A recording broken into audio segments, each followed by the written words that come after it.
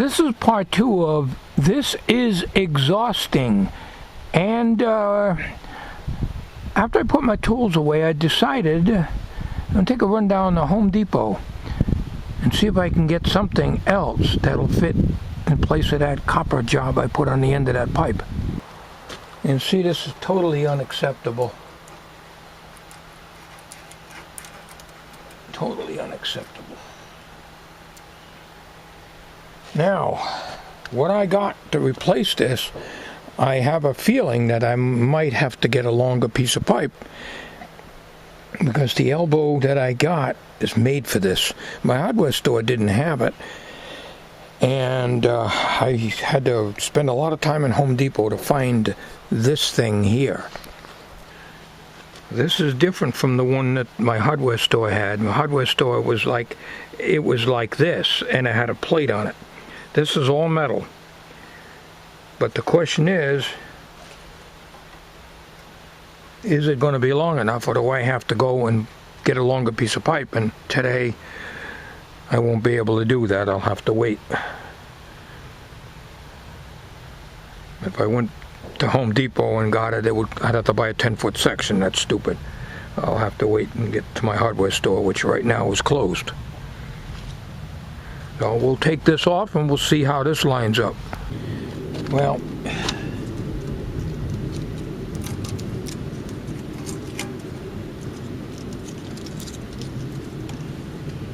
I measured as 10.5 right to the end of this.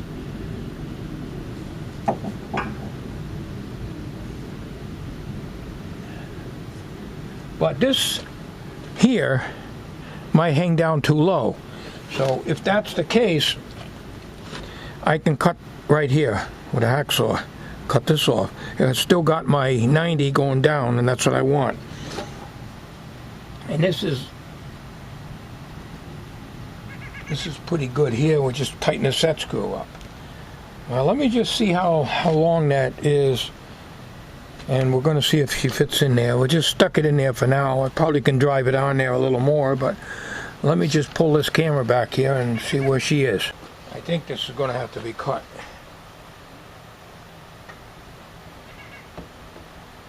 Yep. But that's not a big deal, because when this was on, this was actually, the end of this was coming down right here anyways.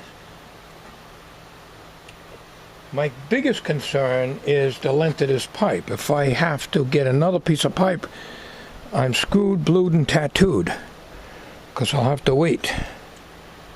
So I think this pipe here, make sure I'm in camera, I'm mistaken, I think this is 1/2 inch.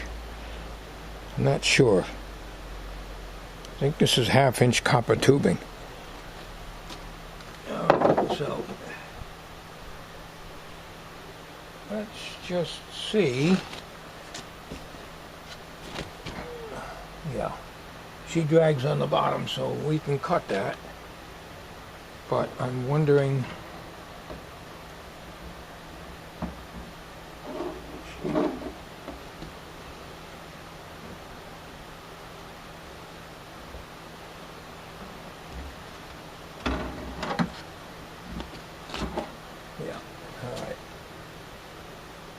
all right, we're gonna cut that off.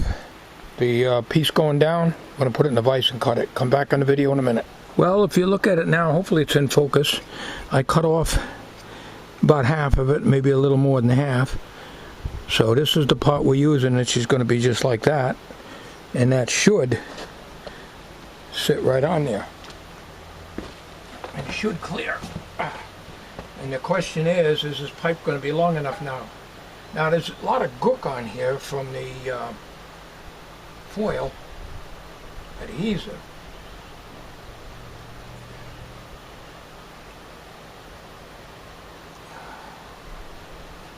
Well, the question is going to be, is this going to stick out far enough? She definitely clears fine.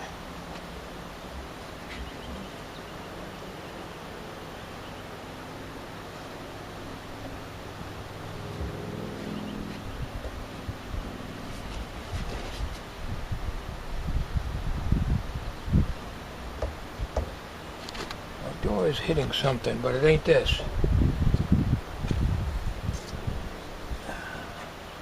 It ain't this.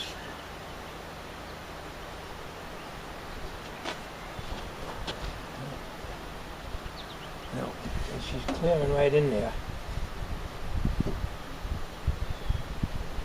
She's hitting something.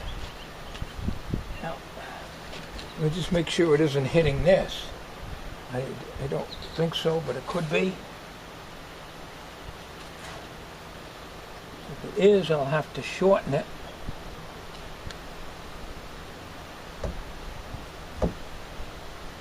And we don't want to shorten it. We don't want to shorten it. All right, well, I didn't realize this had a separation here and hot gases were blowing out of here. Well, I didn't start it yet, but I mean, I blew into here and you can feel all the air coming out of here, and I didn't know it was made like that. I knew it was screwed together, but I didn't think it was that lousy and loose.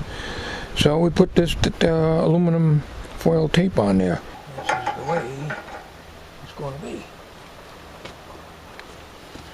It's either this or that thing I had in there before made out of copper. That thing, the only way I'm going to get that to work is to drill a hole in here, put a set screw in here, like I got here. It's the only way I'm going to keep the damn thing on from turning. And maybe pack some of this aluminum tape in there as a seal. It won't turn if it's got a set screw in there. And I can't solder this. I don't have anything heavy enough to solder. I never could solder with a torch and never was successful soldering with torches. They would oxidize up and everything else. I could never solder with a torch. That's one of the biggest reasons why I could never sweat pipe. Because of that. No matter how much I clean it and everything else, it just oxidizes and the solder don't stick to it. So, and I don't think you can solder galvanize anyways. I think you got to braze it. So this is my only way, either this or this. This thing here cost me almost $5 for this damn thing. This project is dollaring me to death here.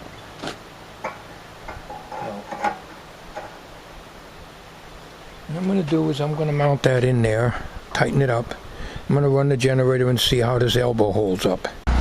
Alright, I'm going to try to do this. I'm not sure how close you're supposed to be with these things.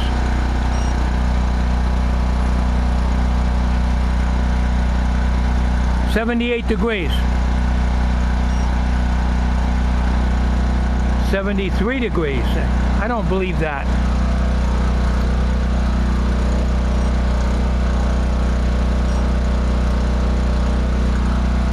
$84 degrees on the top. That damn elbow, because it's squared off like that, is actually touching the top of this thing here. So it's making a little more noise vibrating the whole damn door there.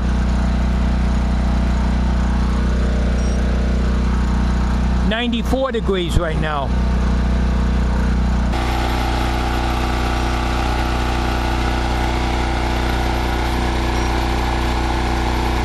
I can't see the laser dot. I can't see it. 75, no way, no way.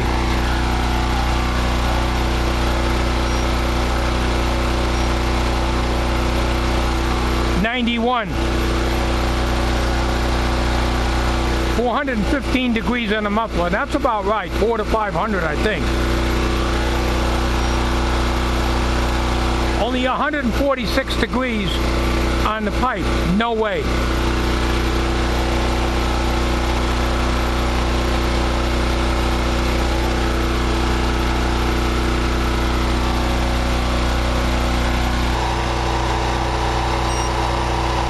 $86 degrees on my hand. That's about right.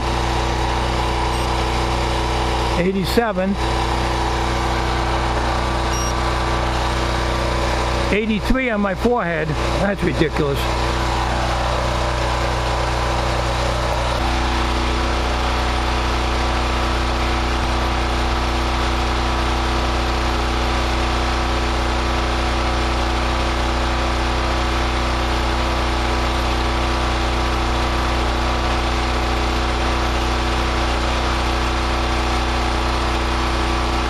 87 degrees. Can't be. Can't be. The only thing I could figure is maybe because of the vibration of the pipe, maybe that affects the thermometer reading. I'll let it run a while and I'll shut the generator off and check the temperature after the generator is off. See if it still gives crazy readings on the pipe. Alright, I just shut the gas cock off on the generator. So it'll be a little while before it'll shut down. And as I said before, I always take the choke and put it about halfway to make sure to get all the gas out of the carburetor. I'm getting about 437 degrees on the top part of the muffler. Now from here, I don't trust that would read. It's 370 from here.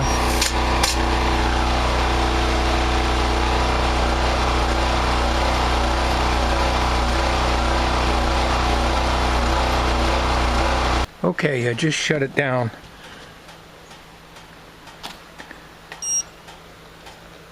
$454 degrees, 331 degrees on the bottom of the muffler, 159 degrees on the top of the pipe here, 77 degrees on the elbow, no way, 83 degrees on the top of the elbow, 161 degrees at the coupling going to the washer over there. No way. 418 degrees on the top of the muffler still. The muffler is the only thing. The only thing I can figure is because it's black. Maybe if this pipe was black, I would give an actual more accurate reading. I have used this on my truck when I changed the thermostat, and it read the proper thermostat temperature at the housing. 128, 227, 205, 177. I don't know what's going on here. Alright, here's the laser dot. 77 degrees.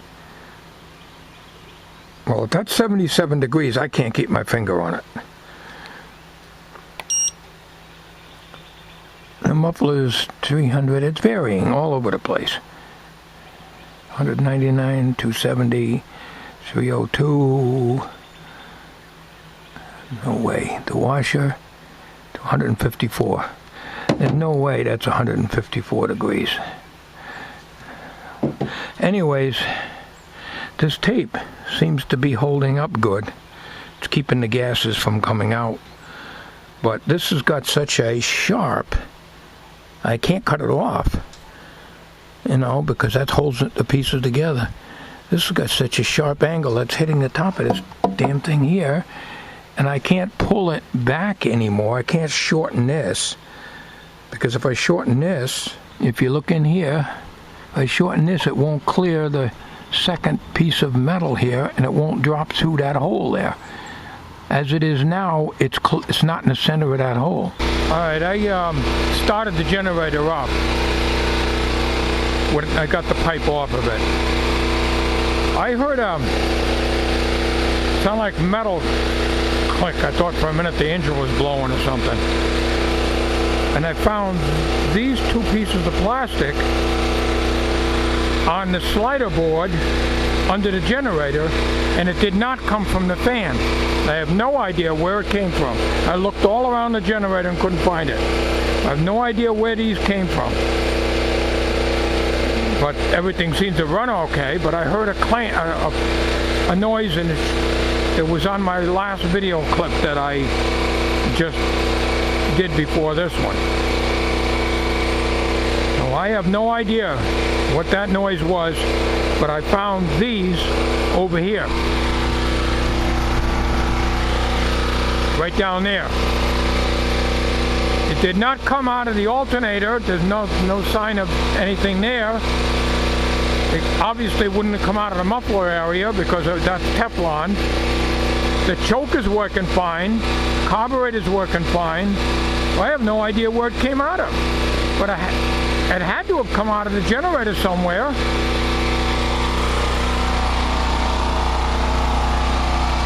Because I rebuilt that fan and there's no plastic like that there. Oh, it's a big mystery. I have no idea where that plastic came from. But it was nothing on that board when I opened the shed and started the generator. It appeared after that noise, which sounded like metal clanking. And the pull start works, so it didn't come out of there either, I don't think. I just came off the computer and I checked the responses of some of the comments pertaining to this thing not staying on good. And it was suggested that by, I think, several of the fellas to drill and tap and put a set screw in here so it'll go on to here. Now there's aluminum on here, and that's all right.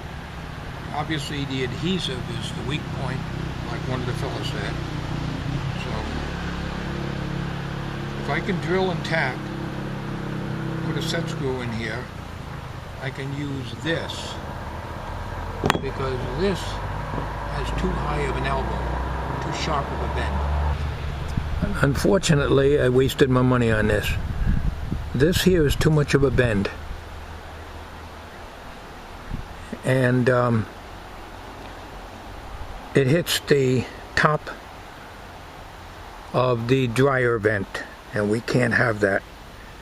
So we're going to have to go back to this beautiful piece here. So we're going to have to go back to this. I think is more than a 1/2 inch. I think this is probably about 5/8, maybe even 3/4. I really don't know. I've had it for years. Well, I don't understand this. This tap went right in this hole here. Right in. 832. Perfect. Perfect tap here. Perfect. Goes right in. These screws, they came out of here, perfect in here. They will not go in here. They will not go in here. I tried, I cranked it down with a screwdriver, and it will not go in. So there's only one thing to do. You need to use self-tapping screws in that. Okay, we have decided we're going to use these screws here. We're going to try these. This is what the self-tapping sheet metal screws that I used in bodywork on the van. So what I'm going to do is we're going to drill a hole into this conduit here and here and put 2 of these, one on each side of this. So we gotta leave this on so that I can get the holes drilled. I'll do that off camera and we'll come back on. I was going to put a bolt right straight through, but just having these 2 things sticking out in there would be enough. We don't want any more restriction than we have. So that's the way we're going to do it. But when we drill a hole, we're going to drill small holes in the conduit, just so that a point will come through. We're not going to depend on the self-tapping action of the screw to make it through, because with my luck, it won't, and it'll strip out the copper trying to do it, and you know, that's the way my luck runs. So, all right, I got one in there. It don't look like it's all the way in, but it's in. And now I got to put the other one in over here. I just got to find one in my box here. Should be able to find them. I got plenty of them. Just a matter of getting one that's not too long. All right, I got the screws in, but you can see them coming down inside a little bit, but I don't think it'll restrict the flow any to mount anything. So it's definitely on there good. So I think we're good to go here. I have no idea why this 8/32 tap went in perfectly and the cutoff from this thing, but yet these screws would not work. Would not work. But the tap goes in perfectly in this hole. I have no idea why that just wouldn't start, but Good old self-tapping, and I had to use a nut driver on these. I even tried Phillips ones and I just couldn't get the drive on it, just slipped the blade right over it. Rounded the screws out, so this will do. Now, back at the generator.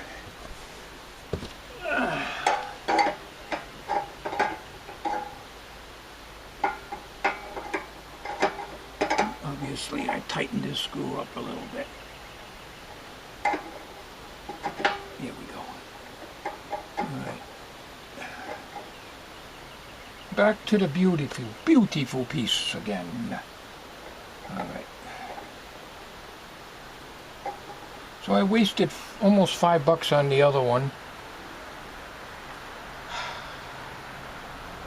I should have drilled and tapped. Well, the tapping didn't work out, as I just showed you. You live and learn. But you know, this, when I make a video like this type of video, it helps out, leastwise I hope it does, in case any of you out there want to do your own generator thing. The idea of the thin wall tubing is for weight. Otherwise I could use cold rolled steel plumbing pipe, but there would be no way of getting something massive like that onto the muffler.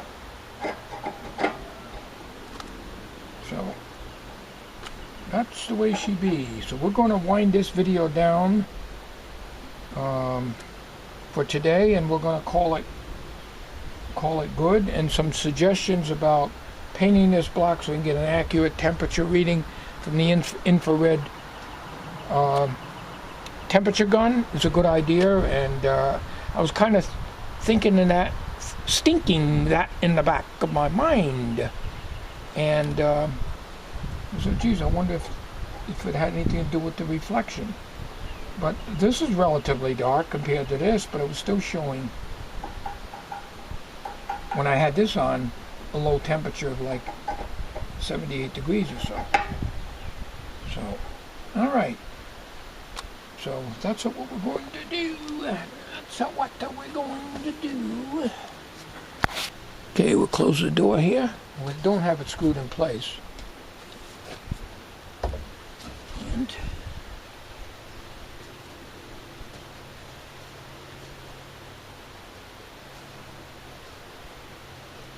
now, the top of this pipe is almost touching the top of the hood, but there's not much I can do. So you're going to get heat onto that.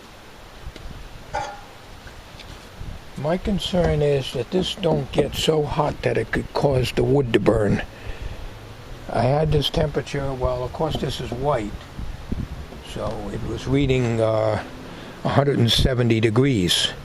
170 degrees isn't going to burn the wood, but if it got too hot, it could score it long-term running, and we don't want to burn the damn generator house down, or even worse. I don't know if you can see in there, but I can see two screws at the sun hitting inside that. I can see two screws in there, points. I think what I might do, because the points don't do anything once they're driven in there, they're gone past the points. I think I'm going to take out one screw at a time and file off the points on these, put them back in one at a time. I need to make sure that there's no restriction at all in there. Okay, success. I took the screws out one at a time, clipped the points off with the bolt cutter, and then filed them a little flat so that there's very little of the screw points going into the conduit here. All right, so I think we're good to go. So we'll call this exhausting video finally exhausted out. Thank you for watching. Thanks for the tips, guys, on this. Appreciate it. Take care, and don't go away, because there'll be more videos on this gen house. I gotta probably make some more vents and stuff like that. Thanks again for watching. Have a good day.